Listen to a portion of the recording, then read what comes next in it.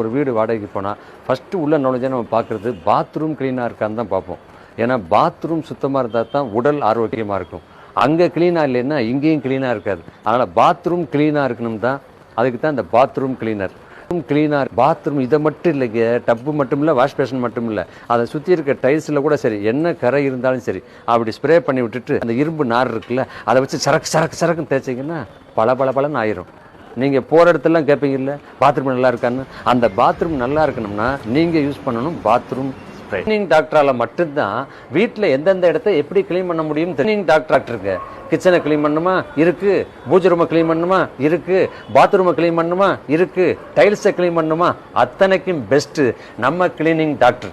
இப்படி கான்டாக்ட் பண்ணுறது அப்படித்தானே கேட்குறீங்க. கீழே நம்பர் வருதா, ஃபோன் பண்ணுங்க, அவங்களே உங்களுக்கு வந்து டெலிவரி பண்ணுவாங்க.